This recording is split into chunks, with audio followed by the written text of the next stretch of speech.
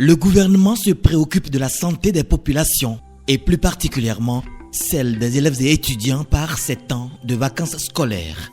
Des manifestations ludiques ou festives pouvant brasser un grand monde. Vous avez noté la préoccupation du Conseil des ministres qui observe que nous sommes en période de vacances scolaires. Et l'on sait tous qu'en cette période, de nombreuses activités s'organisent. Des concerts ici, des manifestations là, des réjouissances encore là-bas. Et c'est autant d'occasions. Dans un contexte où l'on parle de la présence de plus en plus sur le continent africain de nouveaux variants de ce virus que l'on ne maîtrise même pas encore. Et ces variants, d'après la communauté scientifique, sont encore plus virulents que le virus souche.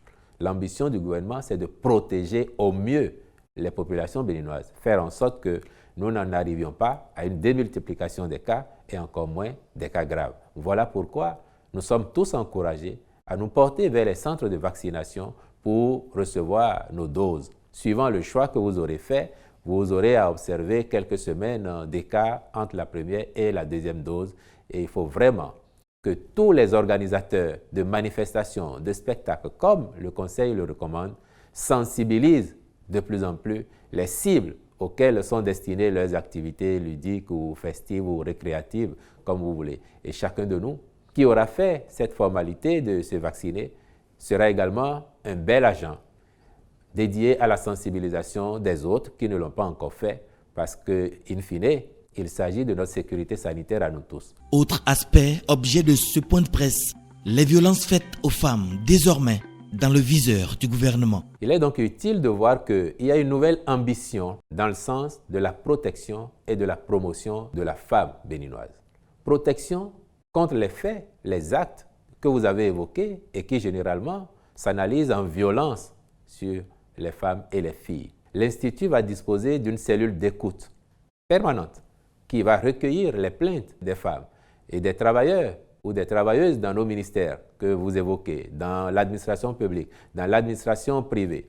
Cet institut sera donc davantage à l'écoute des femmes. Mais l'Institut disposera aussi, et c'est nouveau, d'un fonds d'assistance aux victimes de violences. Vous voyez, cet ensemble de mesures renseigne de l'ambition que le gouvernement et le président de la République en particulier attachent à l'Institut dans sa nouvelle forme.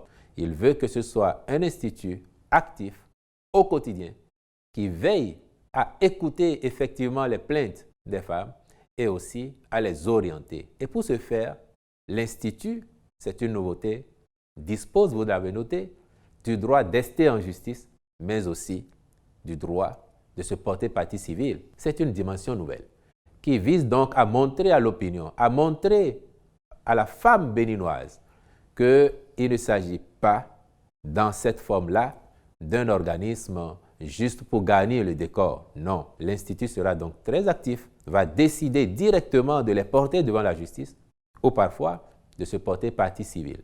Vous voyez que c'est un acte nouveau qui fonde le renouveau de l'Institut, mais surtout de la protection de la femme béninoise. Et nous attendons dans les prochains jours, les prochaines semaines, les nominations qui vont permettre de rendre opérationnel cet institut. L'initiative confirme la volonté manifeste de Patrice Talon à consacrer son second mandat à, entre autres, la protection de la femme.